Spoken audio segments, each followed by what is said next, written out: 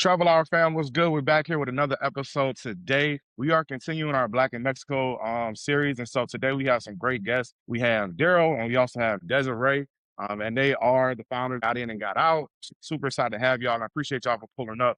I just want to give y'all a little bit of time to introduce yourselves and just let us know how you guys are doing today. I'm Desiree. We've been in Mexico for about a year and a half. We have a son. His name is Avery. So yeah, originally from Durham, North Carolina, both of us didn't meet till we got to undergrad, and lived in the States in North Carolina truly for our entire lives, and decided to make a jump that so many people say is inspiring, but like so many people say it's crazy, right? Like we have family who they've never left the counties or like a 5-county radius of where they're in. Like, I mean, there's nothing wrong with that if that's where you're comfortable. But if you want to try something different, like we loved traveling. We got kind of known with our friends as the couple who just like traveled after we got married for a little while. We waited about 6 years before we decided to expand our family. And so we got to just travel and get up and go and kind of just find good travel deals so we could see the world. And we decided we didn't want to live in the US anymore. So we made a jump. Definitely. I love to hear that. It's always inspiring to see folks out traveling the world, but also too outside of just traveling, but making a move abroad. That's a big decision. And I know like when you come from like a family like mine, like black folks, they will look at you like you crazy. Like, what in the hell are you doing? Where you going? Where you gonna be at? Do you even know these people down here? And the first thing that always comes up is like, are you gonna be okay down there? And one thing I can say, because I was in Mexico City a couple weeks ago, it's so peaceful when you're down there. It's certain things that you don't have to worry about. I was just talking to somebody on our podcast that we had on the other episode, Mark from CDMX, the movie. He was just saying one of the funny things about Mexico City is like nobody's checking for you. And so I do love that about being in Mexico City. But I know you guys are from the Durham area. Shout out to Bull City from North Carolina. So y'all, how did y'all meet? And then when did y'all start traveling together? So UNCG, don't say that about this. I waited till she wasn't my resident anymore, but we started dating. I was her RA her freshman year. I was a sophomore, and so we met. And she had a boyfriend at the time. I had a girlfriend at the time. But like, the second semester, I was like, oh, she's kind of cute. And so then, like the next year, both of our then relationships kind of ended. And the next summer, since we're both from Durham, I invited her to a my church had this thing called Jazz on the Lawn every year, and she turned me down because she was like, "Yo, I'm not trying to meet your family yet." So we went and got lunch, and we started dating in 2009, and now here we are, 2026. Started dating in 2009, got married in 2015. So we just hit 10 years of marriage in October. But we started traveling. I had never been out of the country before. Our honeymoon. Yeah, our honeymoon was the first time, and we came to Mexico. We were in Cancun, so like real touristy. But that was our first time traveling outside of the country together. We did LA like the year before, and that was our first like together trip. That was a distance trip, I think. Like, it wasn't like driving to DC or Atlanta.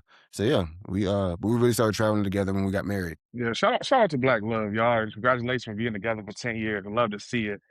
And I think you did a great job, Daryl, because it sounds like Desiree was one of the persons that influenced you to get out of the country and see the world. What did that look like as far as how did you guys choose Mexico, coming to Cancun for your honeymoon? And then from there, how did that evolve into like a lifestyle that involved a lot of travel? I think one thing that Mexico is known for is beautiful beaches. I mean, you've got the all-inclusive resorts and beautiful scenery and wonderful people. So for us, it seemed like a no-brainer. I really don't know exactly how we landed on Cancun to be specific. Maybe we were just like online searching for different options, and Cancun came up. Maybe there was like a good deal, so it was like, let's do it. We were also pretty young in our careers at the time, and so it's like, what's affordable, right? Like there was a direct flight from RDU to Cancun, so hop on the plane, get off. There wasn't too much of an opportunity for us to mess up our first international trip together. Right. Because we were on a resort. So it's like, okay, we want our honeymoon to be great. Let's get on a plane, let's get off a plane, let's get to a resort. Not a lot of moving pieces with that, and that I think made it pretty easy. We wanted to get out of the country, but we wanted to go somewhere where it wasn't going to be too difficult for us to navigate. Yeah. And we knew they spoke English in Cancun because, it's such a touristy area that a lot of the people who are there know English because it helps with the economy. So we didn't want to kind of just dive straight into like Thailand, which we did that at one point. And you don't have everybody speaking English there. Yeah, that's real. I think it's always funny when I'm talking like my little cousins and stuff back home because they're like, "Hey, cuz, like, I seen you go this place. I want to go there too." And I'm like, "Yeah, you should definitely go see the world, but also understand language barriers are so real, y'all." It is very Like, real. You don't know how uncomfortable it is to be somewhere and you have no damn clue what the hell is going on. And you just like you feel like a 3-year-old toddler who really can't communicate their emotions in real time. It can be frustrating, but it can be rewarding once you work through it. Have y'all had any situations like that where there was a language barrier and y'all was like, man, what's going on? Definitely, I feel like less so in Mexico than other places I've traveled.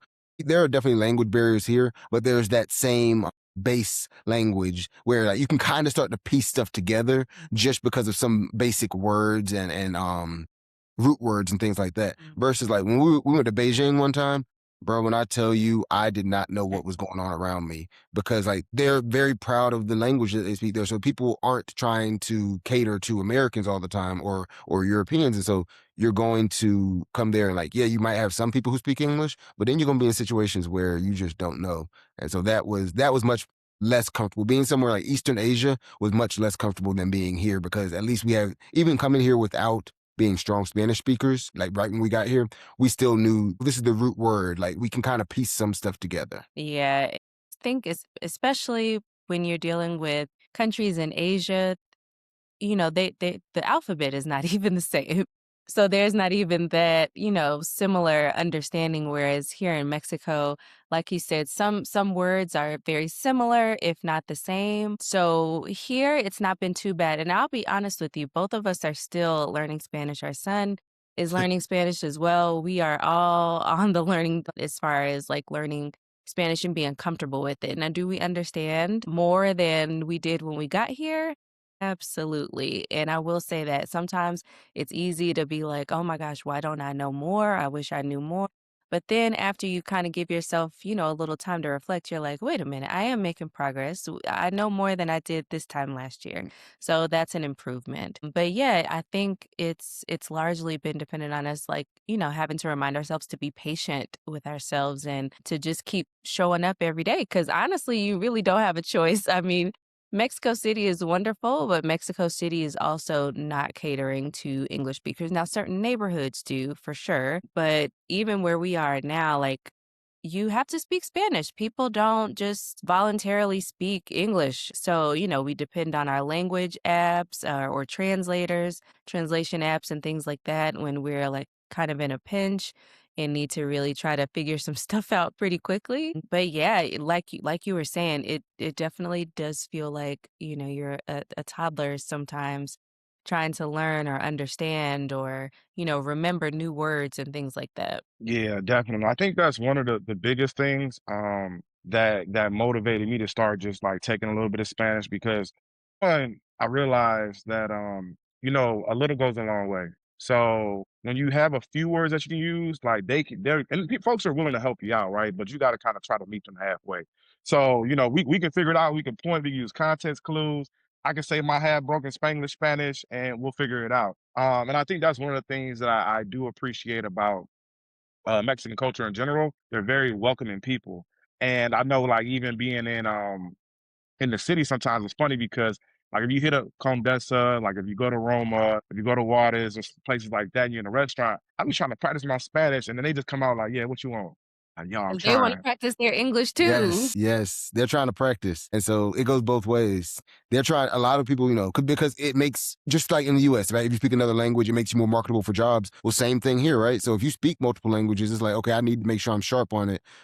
And that's been pretty cool. I have in our first apartment we lived in, I had a neighbor who he's trying to work on his English. I'm trying to work on my Spanish. So once a week, we would go to the coffee shop across the street, and he would speak exclusively in English, and I would correct him, and I would speak exclusively in Spanish, and he would correct me, and that's how we would have our conversation. But like, yeah, I mean, it's really cool to be in such a metropolitan city because I was surprised at how diverse the city is. Like, yes, of course, you're going to see a lot of Mexican people, but you're going to see Mexicans who look like Billy Bob from the Beverly Hillbillies. Like there are like Spaniard people who are straight from Spain in Europe, and you think that they look like the guy from whatever you see on television, older white guy, and he's actually Mexican citizen. And so it reprograms your mind to understand like there are the brown skinned Mexicans that we are, television shows us all the time, but then there are Mexicans who look like me. I saw a brother who looked just like me, had locks, and he was like, yeah, he's Mexican. I'm like, oh wow, okay, cool. Because we're just shown one version of what a Mexican or what a Latino looks like,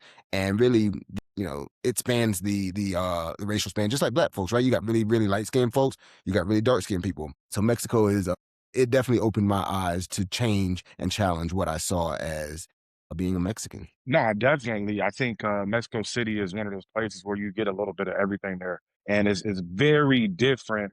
I always say like if you want to see Mexico in a different light, go to the interior. So Hmm. you got your Cabos and Cancuns on the edge that are mostly thriving on tourism, but when you get down in that nitty gritty, like it's like if you want to see North Carolina, like drive down 30 minutes outside of Charlotte, drive out of Raleigh, you're gonna see North Carolina, right? Because a lot of folks like to say like North Carolina ain't the South. Drive 30 minutes down there by Clayton, drive by Selma, drive through Greensboro and all Bingo. that. So there's definitely being in that part of Mexico is interesting. I know you guys actually checked out Playa del Carmen before coming to Mexico City. Yeah, Tell us a Mhm. little bit about that. I'm gonna let her run with this because this was her baby. Playa del Carmen is a lovely place. However, there's some things that it just didn't work for us. So, like I said, we have a son. He's 4, he'll be 5 in a few months. And at the time, only Daryl was working. And so it was just me and Avery all day trying to figure out, things to do, trying to keep him engaged and, just not sitting in front of a TV screen all day. So the problem with Playa del Carmen was honestly there just wasn't enough to do. I think especially when you start, and it's not fair to compare them because obviously they're two different places. But here in Mexico City, we have like what I think is like the best of everything. There's lots of entertainment. There you can go to the movies. They have like a children's movie theater that has like a play place in it. I mean, there's so much stuff to do. The museums, there's so much culture. There's, tons of different parks and playgrounds and things like that. Playa del Carmen doesn't offer those same things. So they do have parks and outdoor spaces, but it's hot all day. So you wake up and it's 90 degrees. Or you wake up and it's 85 degrees. And it's like, okay, how am I supposed to do anything before it gets too hot if when I wake up, it's hot out the gate?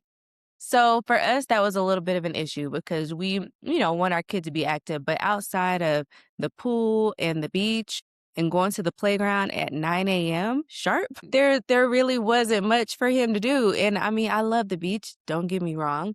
However, I do not like sand all day, every day. I can only do it, but like maybe once a week. So for us, it didn't work out. In addition to that, it's important to note that we also were not interested in driving once we moved to Mexico. So we needed to make sure that we were going to be in a space where we could walk to quickly access our daily needs. So that was a big factor for us. So the place that we were staying in, yes, it was very walkable, but it was also a little bit on the expensive side. Was it 7th Avenue? Yeah. Forget 5th Avenue? So I don't. Fifth Avenue is like the strip in Playa del Carmen. So that's where it's Mhm. always popping. All the restaurants, all the clubs, all the bars. You're a walk away from the Yeah, we were beach. 2 blocks from the beach. So Fifth Avenue, there's beach, Fifth Avenue. Then we were on the next street. So I guess we were 7th, maybe.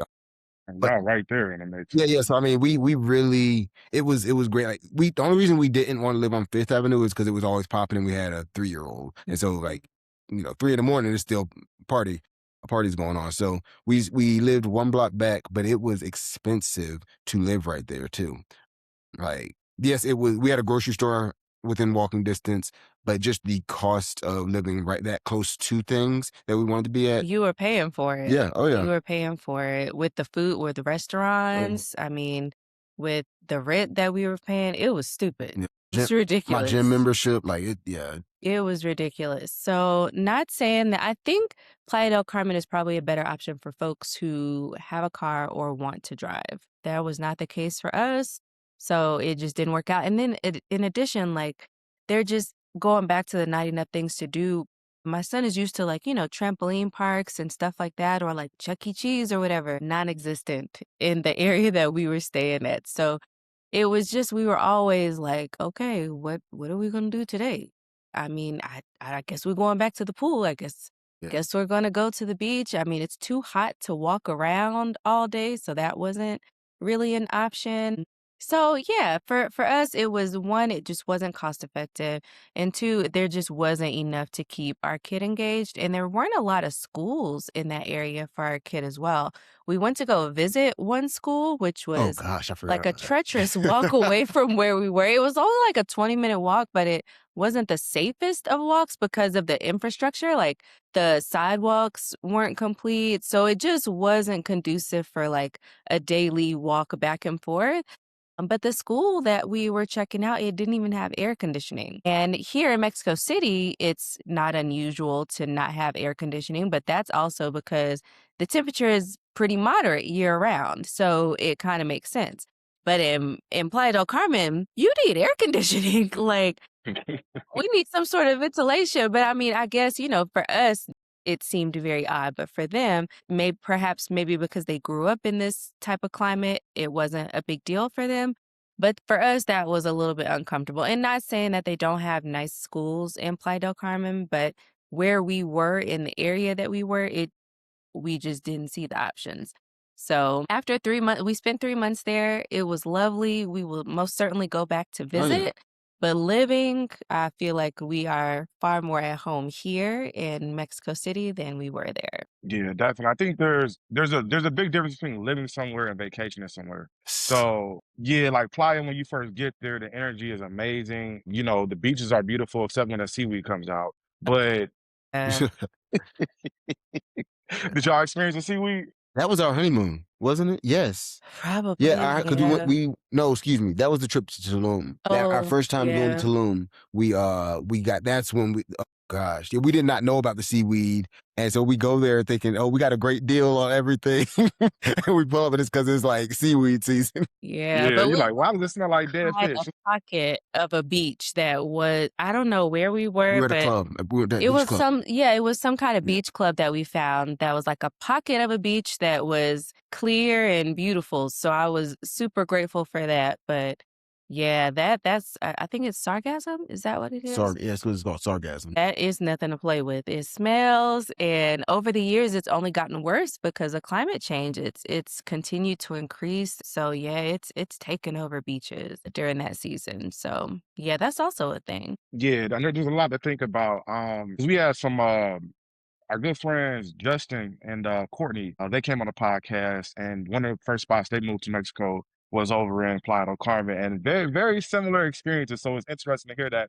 And then I think they ended up going to Guadalajara, and then they ended up in Mexico City. I know you spent 3 months there. So at what point did you guys come together and be like, look, it's time to head out? And how did you decide on the next spot? So initially, when we decided to sell our house in North Carolina and that we were going to move, Mexico City was it. So we knew that this is where we wanted to be. And the only reason that we took the detour to Playa del Carmen is because we had heard terrible things about drought season in Mexico City. And so we said, you know what? We don't want to go somewhere if there's going to be a water issue and we just have to move back to North Carolina. And so we said, all right, well, we've already sold our house at this point, so let's go ahead to Mexico anyway because we had our residency at that time, and we had to leave within like 3 months to get our residency finalized in Mexico. So we were like, well, let's go to Playa del Carmen.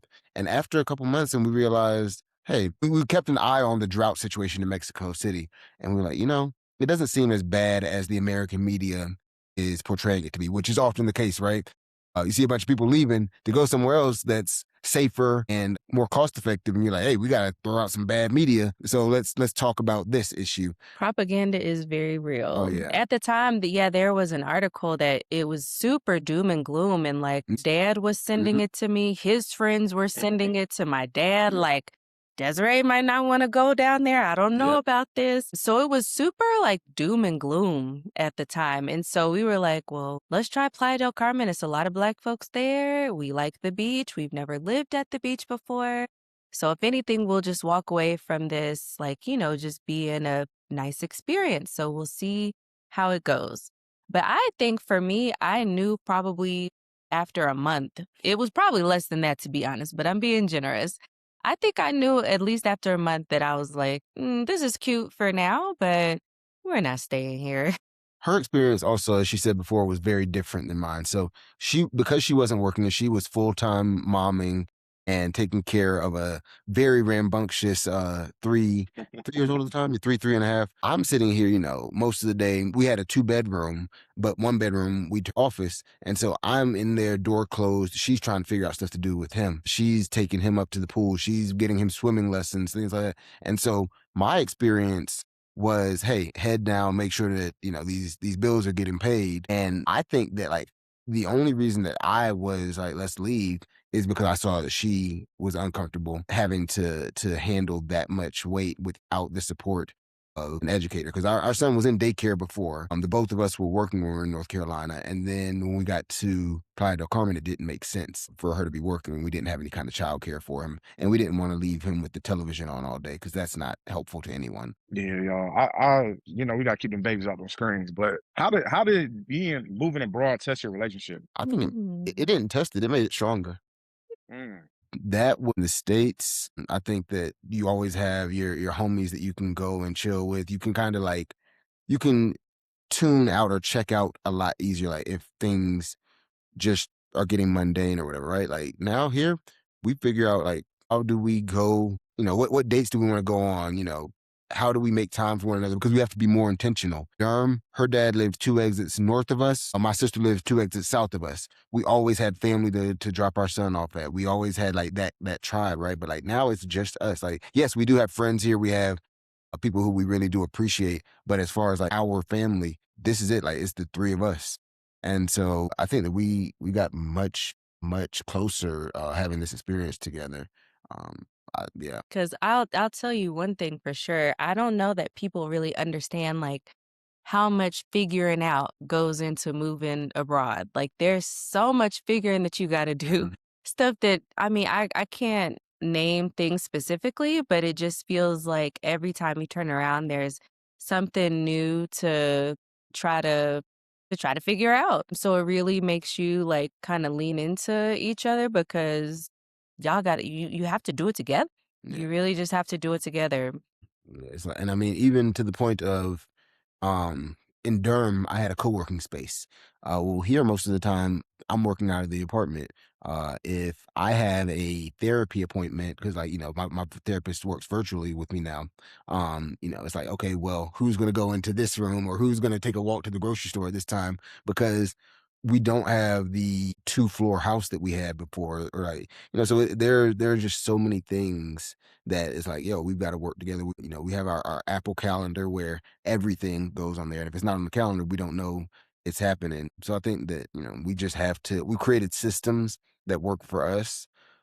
And it's just been like, yo, let's lean into each other. Let's let the other person know what we need. Like, what do you need? Or if I see that she's stressed, right? Hey, we're going to get massages and just trying to like know that we're there for one another. Cause every month in North Carolina, she had her girls' night. Like, I mean, they would go out to dinner and they would just chop it up. Well, now, I mean, yeah, they do FaceTimes, but it's just not the same. So, like, how do we recreate just that safe space for one another? I would host people in my backyard. I love to grill. I love it. So we'd have whiskey. I'd smoke a brisket, and we just chill around the fire pit. We don't have that now. So it's like, yo, how do we create, you know, more? How do we fall in love with one another like that, like we did with our best friends, right? Like, you got your best friends, you got your marriage, but it's like, yo, now my marriage and my I don't have my boys I can go chill with. So it's like, yeah, you about to learn how to play video games or something. We're gonna go do this, that, or the other. Like, No, that's I think that's something that's not spoken about enough. I think there's this rise on social media where folks, it's the cool thing to do to move abroad. It's the cool thing to do. But a lot of people don't talk about the back end work that goes into the logistics, getting your paperwork in order, right? The simplest things turn into tasks, like trying to find a doctor who speaks English. When you move to a neighborhood, do they have a grocery store? In Mexico, the first floor is with the second floor. So does this place have an elevator? Thinking about those little things. My allergies go crazy every time I go to Mexico City because of the pollution. yep, It's super green, but I know I gotta take that Zyrtec because I'm gonna be over here like, y'all, what's going on? Those are the little things, and it sounds like you guys are doing a great job of just being able to pivot on stuff and really like look out for each other. I find that very, very just super cool to hear. As far as building community, because that's what it takes when you move abroad. What does that look like? Because I know you guys mentioned something. about your son not having, a lot of friends that look like he had no black friends. So what did that look like as far as building community for you guys and also for your son? It's a lot of stepping outside of our comfort zone. So Hour? me oh, okay, let me Let's just yeah. talk for me. There you I go. am an introvert. I don't like people. That's a lot. I like people, but I'm an introvert. It takes a lot for me to I have my limits with people. I can't be peopling all day. Now him, he could probably do that.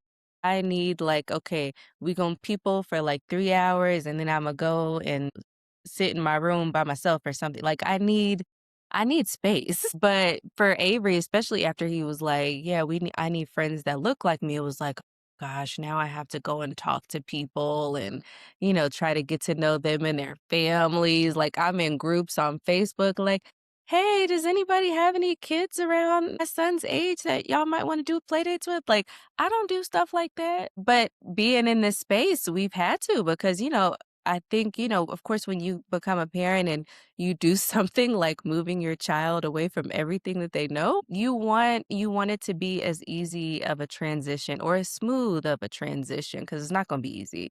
You want it to be as smooth of a transition as possible. So it really forced me to start getting uncomfortable and I know how to talk to people, but it's just not something I enjoy doing very much. It takes a lot of energy out of me. But yeah, I really had to start getting out of my comfort zone and talking to strangers.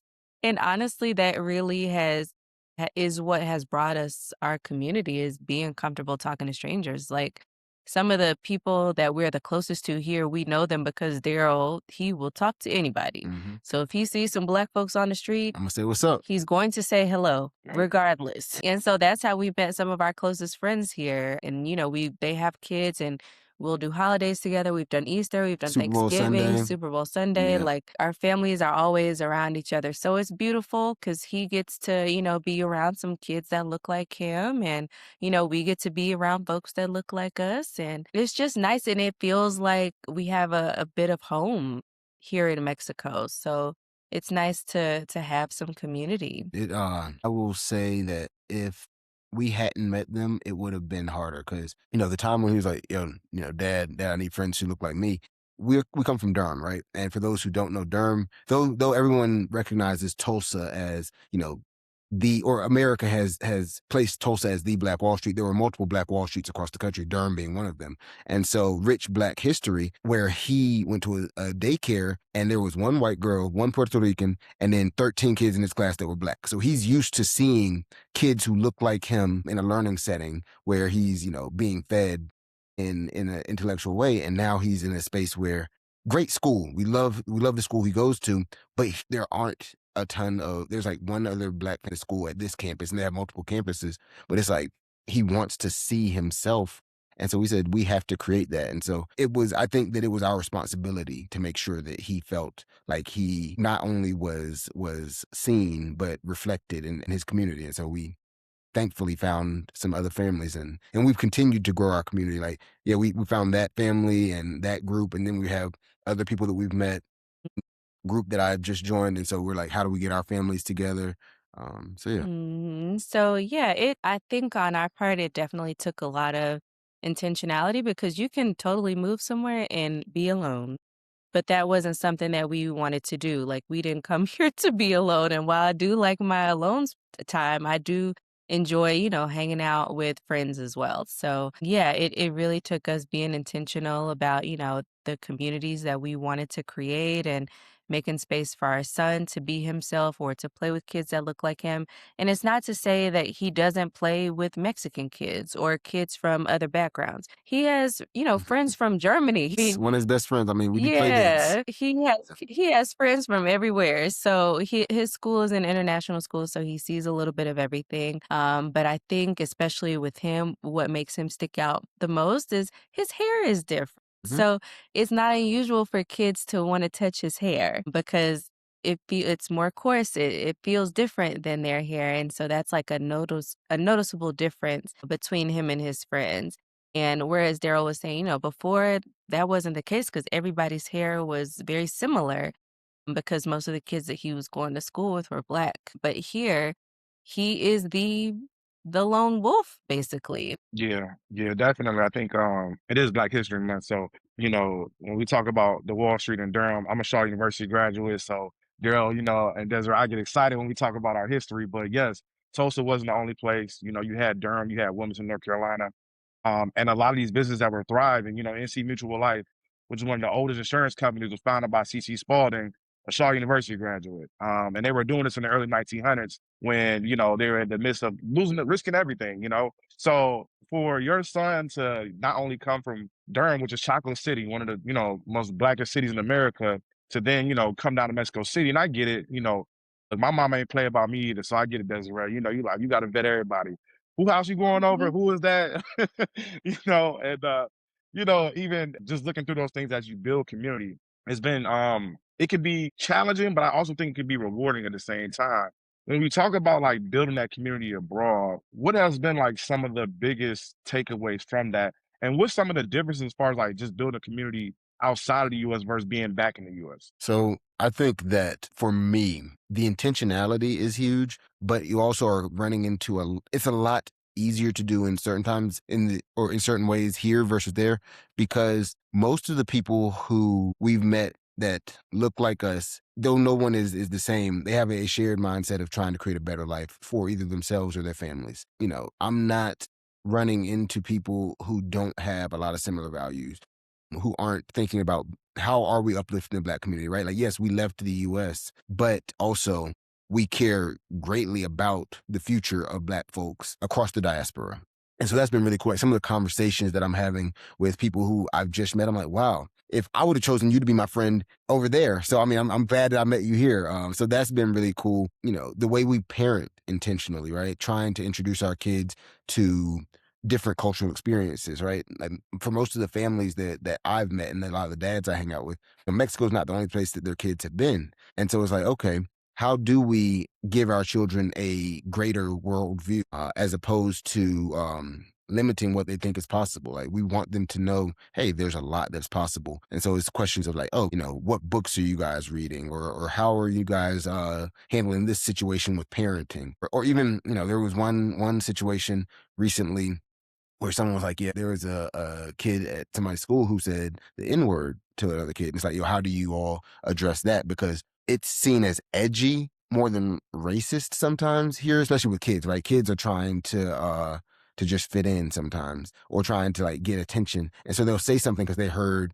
Kendrick say it or Kanye say it. And they're like, oh yeah, this is hip. But it's like, they also don't understand the full cultural context of it. And so, navigating those things, but knowing that I have a community that has dealt with it, that's been really helpful. But it's still, there are days where I'm like, dang, I wish I could go knock on my neighbor's door because I know that they have a kid who's the same age and is dealing with some of the same things. So it's easier in some ways and it's much harder in other ways.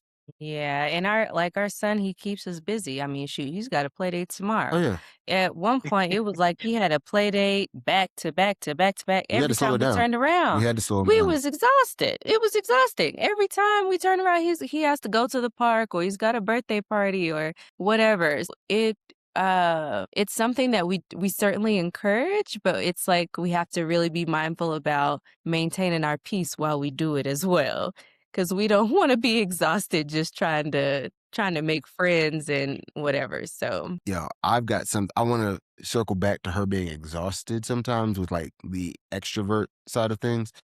Mhm. When you, for anybody who's thinking about moving to Mexico, I can't speak to all Latin American cultures or countries, but what I will say is that family is really big here.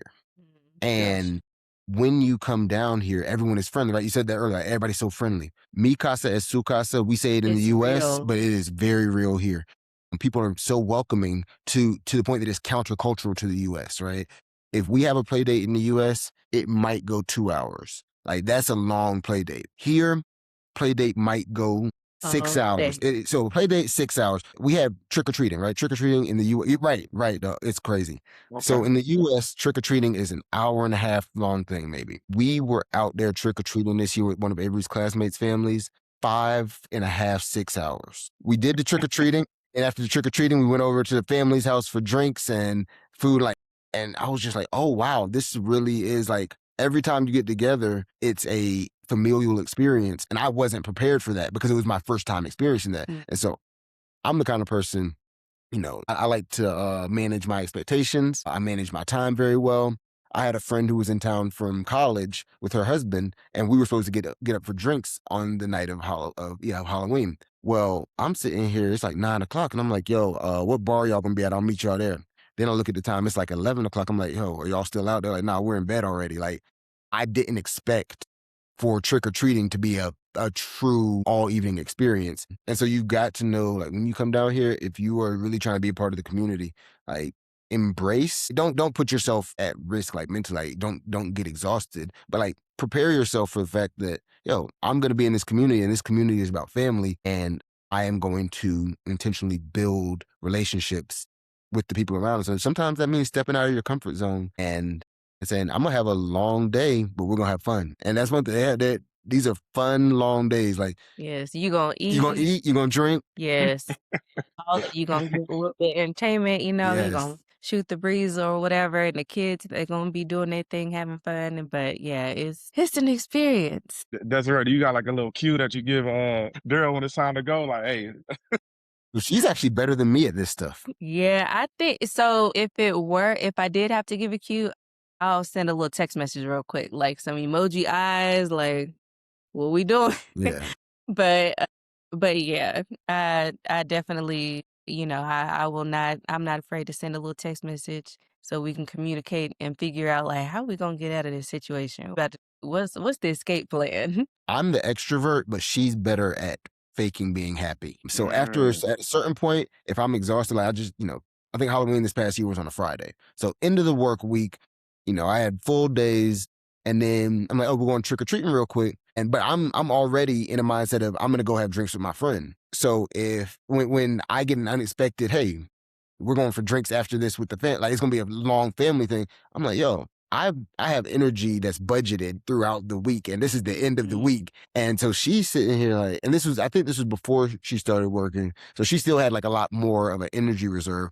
And I'm like, yo, I'm done with this. I want to go to that. And so my face started to turn real straight. I don't want any more to drink. That's one thing you don't do either. If you get offered food, unless it's a religious reason, or like Desiree is vegan, right? So yeah, she doesn't eat meat, so she's not gonna have a chicken sandwich. But outside of that, like, if you get offered a meal, You yes, saying I appreciate it. even if you just ate, If yes, take it. If they want to offer you some tequila or beer, thank you. Yes, you're yeah. thirsty. You But thirsty. my face didn't say all of that because I was done that day. Yeah. Yeah, it's funny, like, I am certainly more introverted, but Daryl has, like, taken on some of that from me. So in certain spaces, it seems like his introvertedness is I just starting to I grow. protect my energy. Like, I invest my energy in people that I'm very protective of my family, and so like I am cautious before I get really close to somebody.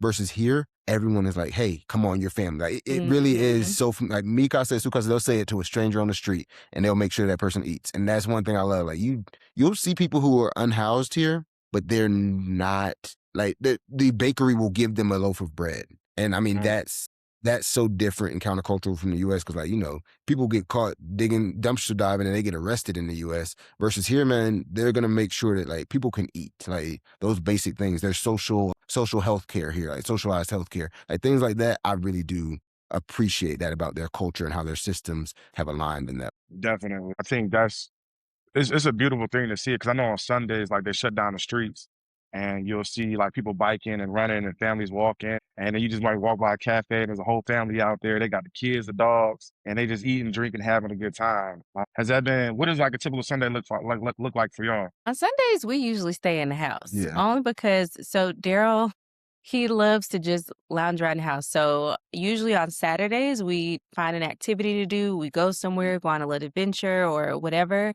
But then on Sunday, it's like laundry day. It's like getting ready for the week. So I might Meal be prep. like, yeah, meal prep or like making snacks for my son for the week for school. So that's usually what Sunday is like for us. But it's funny that you say that because I was just telling Daryl recently that I want to go out to Reforma one week. My son, he doesn't have a bike yet, but he's gonna get one for his birthday. So we're thinking after he gets good at riding it, maybe we'll take it down there and he can, enjoy that. So we'll see how that goes. But I definitely want to do the Reforma thing one Sunday because it looks really cool. Yeah, I bike around here. Desiree does not like to bike, but the cool thing about like walking through the city, it's like so we try not to talk too much on our platform about money because dollars and pesos are just completely different. Like national minimum wages are different, and so we understand that we're coming over here with privilege. That being said, you go to New York, you get the city bikes or the bank bikes or whatever that you can like get from check out from the little stations. It's $25 a day in New York. Here it's $35 a year. So, I mean, just comparatively, I'm like, yo, it's faster for me to get around on a bike here because the traffic is so trash. So, I mean, like, if I need to bike to Reforma, it's a 18-minute bike ride or a 19-minute car ride during rush hour.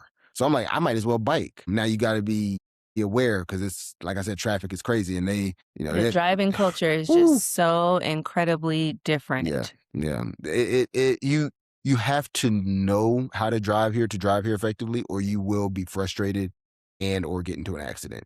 Like people will take a left turn out of the third right lane, and it's okay with everybody else on the street. I'm like, dog, this is completely illegal in the States, but it works here and it works for them. Everybody just be chilling.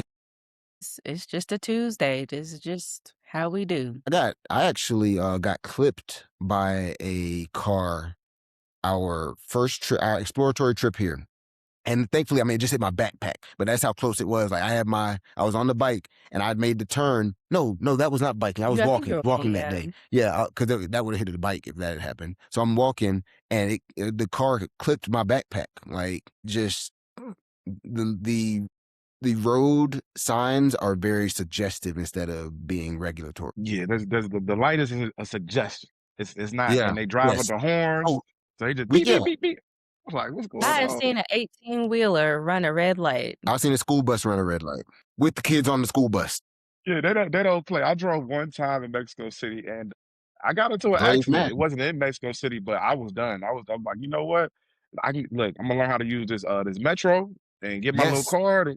Have y'all been using the metro? Yeah. We use the metro, not the bus. The Mm, buses, they are so yeah. crowded. They're Yeah, so crowded. Yeah. So we haven't ventured into that yet. I'm a little nervous to do so, to Yeah. be honest. But the metro, yes. Even though those can get pretty crowded too. But I don't know. Something about being on a crowded metro versus being on a crowded bus. Something about the metro just feels like a Mm. better option. I don't know.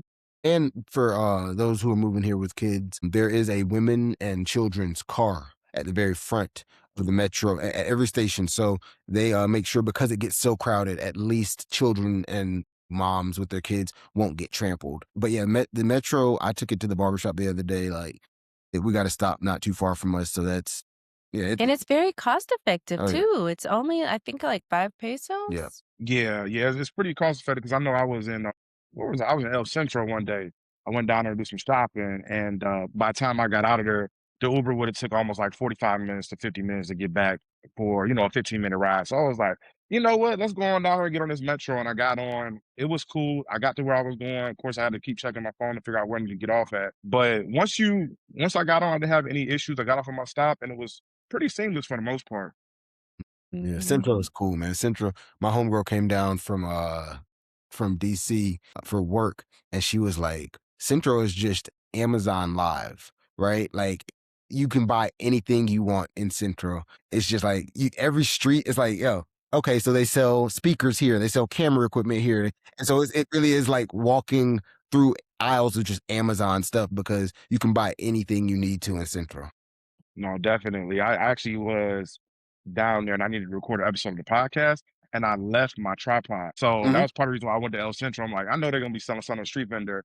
And I go down there and I hit the corner and she pulled out like, yeah, I got this, and that. I'm like, cool. And it was, I got that and I needed some cologne. So I went to the cologne store. I just made a whole day out of it and went shopping down there. So I always love how convenient things can be in the city out there in Mexico City. It's crazy. They selling everything. I wish I spent more time in Central because the food out there hits like every time. Like I'm telling you, like it's cool in Polanco. Food is really good, but in Central you can get great food for a better price. And so I'm sitting here getting like 5 tacos and a beer, and I spent 100 pesos, so like $5. And I mean, they're fresh tacos, right? They're cutting the food right there in front of They're you. making the tortillas right in front of Yes, like you. I was talking to a guy at the gym today, and he speaks English. He lived in the States for a while, and so we were talking about the fact that if you go to Taco Bell or a lot of places that claim they're Mexican restaurants in the U.S. that are like Mexican chain restaurants, you're getting microwaved food. If you're going to an Yeah. authentic Mexican restaurant, you're getting authentic Mexican food for an American price. But here you're getting really quality, cut tacos, vegetables, tortillas, everything like same day made or same day, gotten from the butcher. And it just tastes fresh. It tastes better. It is better for your body. Since being down here, I am down like 27 pounds. Just because we walk every day, right? We eat cleaner. My gym membership is more cost effective. And so I'm able to, go to get a trainer versus, in the States, if you want to have cleaner food and a cleaner lifestyle or live in a walkable community, there is a premium added to that. Mhm. But I mean, the city is walkable, right? For like everybody in the city, across the city, you can walk around and get to a quick grocery store or supermercado or something. And that's wonderful that there's not a class barrier on being able to walk to get some fresh tortillas or some fresh fruits or vegetables. Yeah, definitely. I think that quality of life piece is very interesting. I always tell my friends when I go to Mexico City, like I drop like 10 to 12 pounds and I'm eating tacos and drinking tequila, definitely, right? But the Right. walking and the clean food, like it's not overly processed food. So what you're eating, you're gonna burn it off. And I always come back here and I lose weight. And it's just interesting to see that. How are you guys have you had any issues with the elevation? Me? No. It's been pretty seamless for me. I'm bigger on doing cardio. And so from that perspective, like running, biking, boxing, I joined a boxing gym, like that took time for me to get used to, right? The being able to breathe at this altitude with that kind of capacity. But now I'm good. But like I got here and joined a boxing gym and I'm in a different one now, but even like that first 3 or 4 months I was there, I'm like, wow, I'm breathing a lot harder for me to box because I was boxing in North Carolina too, just for fitness. And I'm like, there's a huge difference in the way you do cardio here. And now my lungs have kind of normed to that. But the altitude, that's been the only thing. Like, from just walking around, I'm good. Yeah. Yeah, that definitely makes sense. I didn't realize how high the city was until I got there. And I was walking to the store. We went to go get some tacos, and I'm like, why am I out of breath? And then they were like, yeah, the elevation, I was gonna take a little while for your body to get used to it. And I was like, okay, cool. So I did try to go like running one morning and almost died. And I was like, you know what? We just gonna go to the park and we're gonna go into the go gym or gyms in the park and work out. Let's do that. We're not gonna do cardio. And those gyms are cool. Like the outdoor ones, they got them all over the city. So that's really fun. And it makes it makes health accessible. It makes it seem like the government actually wants everybody to be healthy here. And that's also countercultural, right? That government investing in the health of its citizens, that's something that we're not as used to seeing. Yeah, definitely. I think that's one of those things where it's interesting. When you live in the US, growing up, like my family didn't have this. So I grew up a Section 8 baby. We had food stamps.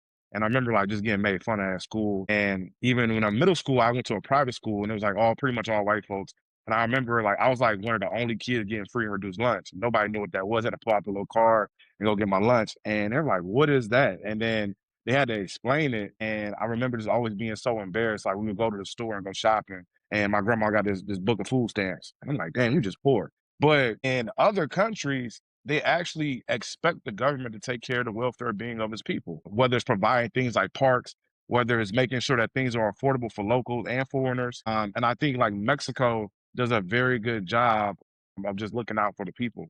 And even when you talk about like access to healthcare, that's a big thing here now, right? What were some of the things that went into you guys saying, hey, like we want to become residents in Mexico? And what were some of the benefits of being resident in Mexico that drew you to go ahead and start that process? Well, I think for one, the process is fairly easy-ish. It's not a cakewalk for sure, but especially when we were looking at other countries and their requirements, whether it be like, how much money you needed to have in the bank or, things like that, it just made sense. Not to mention the fact that at the time when we were moving, RDU was actually getting a direct flight to Mexico City, and there was already a direct flight to Playa del Carmen. So it was like, oh, this just makes sense in terms of us like getting back and forth.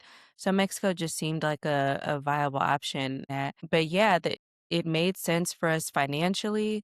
We were able to, we were both working, well, I was working remotely. It just made the most sense. And honestly, before we decided that Mexico City was our place, we were actually eyeballing a few other places. And the first scouting trip we went on was to Mexico City.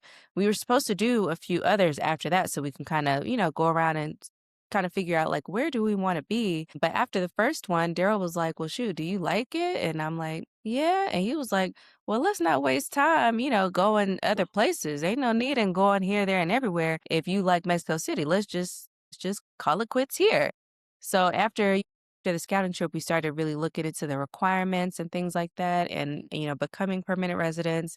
So we actually did 1 year residency at first because we also didn't want to be those people that were just hopping back and forth between the US and Mexico, not having done like the proper paperwork to be Mhm. here. That was really important to us because we didn't want to be like one of those gringos trying to get over on the system.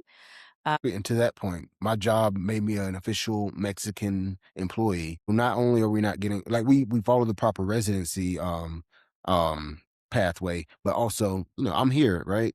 I'm gonna pay taxes. I'm not gonna just come and take advantage of the cost of living and the advantage that we have and not be a part of the system. And so thankfully I worked with a company that allowed me to do both things like move and become an official tax paying Mexican resident, because I think that is important, right?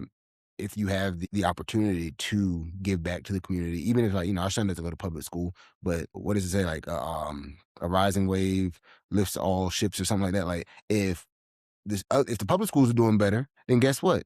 That's lowering the crime rate. That's adding to the education. That's adding to the society. Why wouldn't I want to if I have the opportunity to pay into the community I'm in, pay into it? So that was definitely a blessing to have a job that was willing to work with me in that way. Yeah, so we decided to do 1 year residencies at first because we were like, okay, we're here, but we don't know if we're going to stay. We need to kind of like test the waters a little bit. And then our 1 year residency actually just ended last year. So now we have a 3 year residency. And then, if I'm not mistaken, after that, we'll be eligible for permanent residency. Yeah. So it does start in the United States, like you said, at a consulate. You go in there and get your appointment and do your paperwork, and then they check all your docs and you pay your fees. But then after that, you have an opportunity then to go do the second part in Mexico at an INM office or immigration office in Mexico, right? Now, did you guys use a facilitator for the second part of the process when you got to We Mexico? actually hired an attorney, not just a facilitator, we did an attorney because we wanted to make sure that all of our I's were dotted and T's were crossed. So we didn't have an attorney for the first part when we went for the consulate, but we just, I think that was pretty self-explanatory. So we were able to cover that ourselves. But the second part, like after we got to Mexico, things got a little murky. So we just wanted to make sure that all of our ducks were in a row. So we went ahead and hired an attorney that we'd actually found through a Facebook group. There were a few attorneys that were being consistently mentioned. So I picked one and reached out, and she walked us through the entire process from start to finish. So with the second part of the process, can you just walk through like what some of the steps were and like how long that timeline was? Yeah. So I know we reached out to our attorney and it was a pretty quick turnaround. Um, we were in Playa del Carmen at the time. And so reached out to the attorney.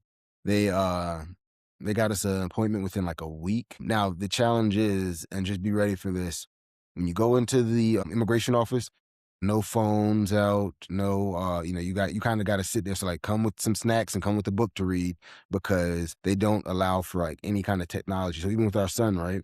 He has like a writing tablet, but he couldn't have like his iPad out or anything like that. And so just I think it was probably a half a day that we spent in that office in Playa del Carmen. And then we had to so one of the challenges was moving to Mexico City after that is we kind of had to go and update them on our move and not like citizens. So we couldn't just like freely move. Like we have to let the government know, hey, we're moving. So then we had to do it over again pretty much in Mexico City. So it would have been easier if we had just come into the city, but because we changed locations, changed addresses, we had to go ahead and update that.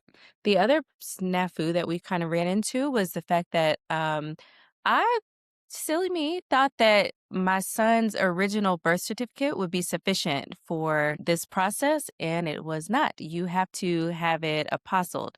So lucky for us, we were actually, I think we had already planned to go back to North Carolina soon after leaving Playa del Carmen. But yeah, lucky for us, we were going back to North Carolina, so we were able to get it done there, and then they shipped it. Yeah, I think they mailed it to us here in Mexico City so that we could get his stuff straightened out. So when we were in Playa del Carmen, Avery, he didn't have his residency at first or his temporary residency at first.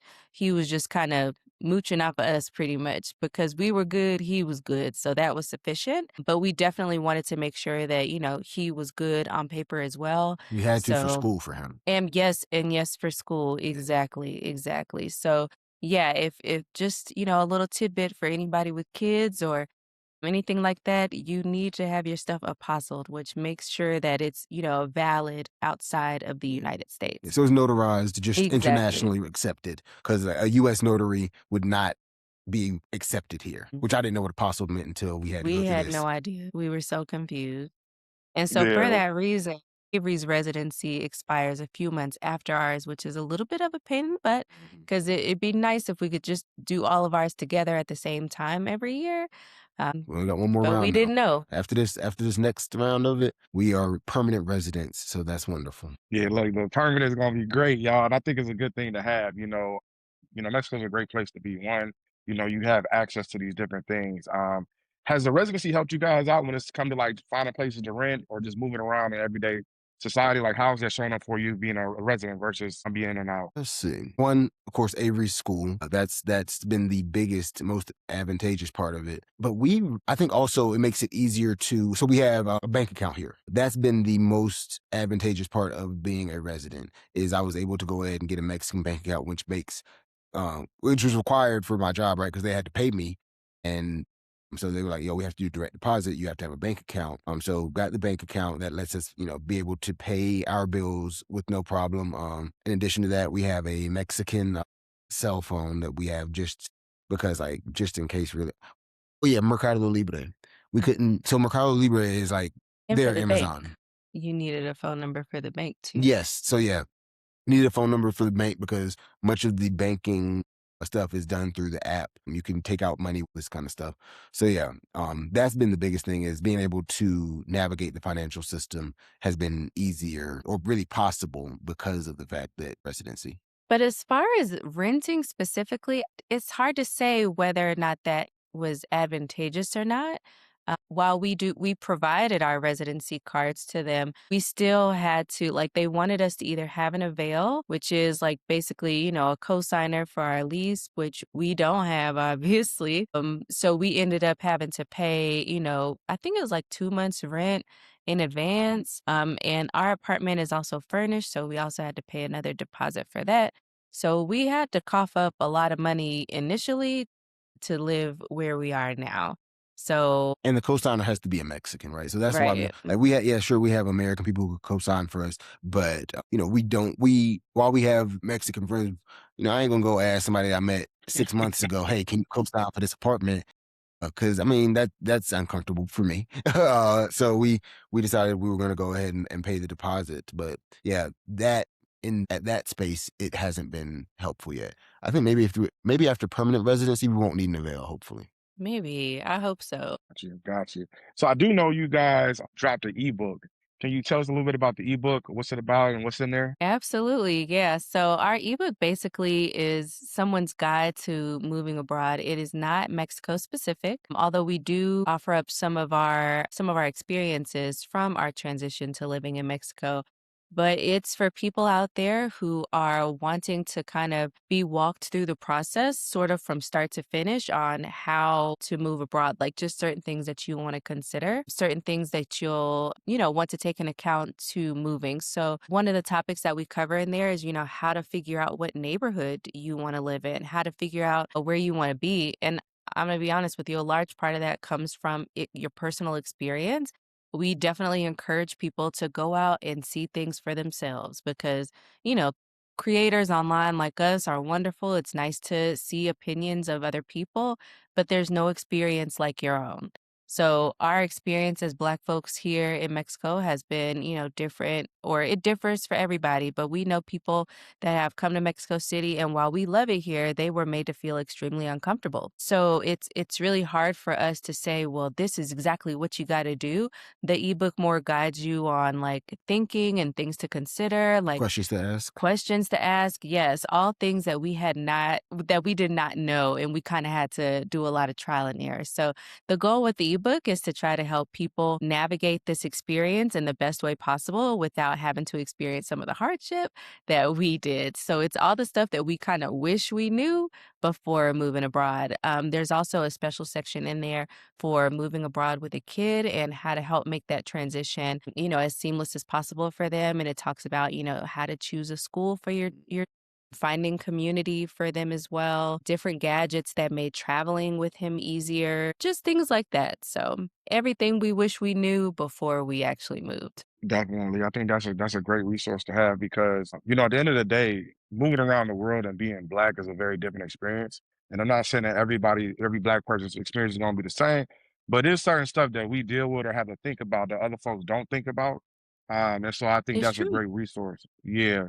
So travel all fam, if y'all thinking about making a jump or making a move, I definitely would recommend checking out this ebook. Before we get out of here though, y'all, I definitely appreciate the conversation with y'all. It's been amazing. Y'all dropped some gems today. Is there any final thing that y'all want to leave with the people? So I will speak specifically to being black here real quick. I've found that Mexico City specifically, you deal with classism a lot more than racism. And do not feel as heavy here as I did in the US, right? Walking around the US, if you go into a department store, you always wonder, is this associate following me around because I'm black? I just, this is my experience. This is my experience within our neighborhood, but that's not something that I experience every day. Like, I think I've had one instance where I'm like, "Yo, is he checking my bag because I'm black?" But then I'm like, "Oh no, if you're coming with stuff from other stores, they put a sticker on it for everybody to make sure that they're aware that you didn't take anything coming in. Like they'll look and say, "Oh, you have this from this grocery store." They'll put their own little sticker on it. So I appreciate not having to about how I'm perceived as a black person in the space where I'm supposed to feel comfortable in my neighborhood where I live. Like people are just like, "Oh, you live here, you have the resources to live here, cool, you're good." Versus in the States, if you're a black person in the nicest neighborhood, it's like Kanye said, even if you're in a Benz, you're still in a coupe, right? Like, Cool. Come on I now. mean, at the end of the day, not having to have that weight and to be able to raise my son in a place where is more free to be himself, that feels really good. And I just, I hope that, and I know that you're doing it with your platform, but I hope that people watch this and realize that, the world is so much bigger than the United States of America. And while there are a lot of wonderful things in the United States of America, it's not the end all be all. And, it's okay to be uncomfortable. We are very uncomfortable in Mexico sometimes, but when we look at the bigger picture, we realize that, we feel like we made the right decision and that we're doing right by our son, especially.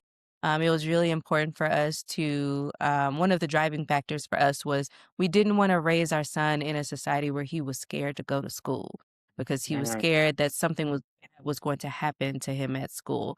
That just didn't sit right with us once we had kids or once we had a child. It just didn't sit right with us. And we wanted to do everything that we could to give him the most normal childhood where he can be a kid, where he doesn't have to worry about a bulletproof backpack or, what he would do if an intruder came into his Mhm. school or something like that. So while there are a lot of things going on in the US right now that are making things, really uncomfortable for a lot of people, I'd encourage folks to get out and go see the world and make up your own mind about it. I think that's the other thing that kind of gets under my skin a little bit sometimes, where people are like, well, are you safe in Mexico? Are you safe in the United States? So, I mean, it's all relative. I just want to encourage people to get out and go see for yourselves. I think there are a lot of preconceived notions about a lot of places, especially someplace like Mexico. But until you experience it yourself, it's really hard to draw your own conclusions without having lived it. So, Her dad came to visit a couple months ago and was mhm. shocked because it is completely different than what people show us. And like, he had been to Cancun and Playa del Carmen, but he had never been to like Mexico City, like interior Mexico. And he was like they're lying to us. And that's what it is, right? Is there are so many lies and made up stories about how terrible Mexico is. He was blown But away. Like we did all the things, and he came during the Day of the Dead, so it was a very lively time of year in Mexico. So we went to parades and we went to Zocalo at Lucha night. Libre, Lucha Libre, like we did all the things. We went to the Chapultepec Castle, and he really loves architecture, and we connect on things like that. There's so many places, museums and stuff in Mexico City that are just so worth exploring. He was like, "Wow, this place is incredible." I get it now. yeah. He actually understood. So that was a really nice experience. And so I hope that people can get outside of their comfort zone a little bit and just try something new. I couldn't have said it better. Y'all really brought it home, and I appreciate that. I think Mexico City, it should be up there with everybody want to go to Paris, everybody want to go to London. Mexico City is right up there. World class city, great food, great things to do. And it's right here in our backyard. From the US, it might be a couple hour flight. So I'll definitely appreciate y'all for bringing light to that and really just, sharing your story and keep doing that because we need to see more Black folk out here living their best lives. And when I say that because my father passed away at the age of 62 years old. Black men in the United States have the lowest life expectancy out of anybody. And so when we look at that, I just love to see you guys out here giving your son a life that truly, what I'm saying, should be lived in a way that you can be free. And so we definitely appreciate y'all for coming on. Where can the people find y'all on socials? Let's see. At Got Out Got In on Instagram, on YouTube, on TikTok, all the ones we got, and Facebook. Oh yeah. And Facebook. So Got Out Got In. I Can You Can Vegan, Desiree's vegan blog. And then for me, E Squared Visuals, photography. I mean, I just, it's a hobby of mine to try to capture what's happening right now in Mexico, but wherever we travel, I try to just kind of tell the story through photo visuals. Dope, dope. Well, Travel Hour fam, y'all tap in. It's been great. We'll be back next week with another episode. But until then, y'all, the world is yours.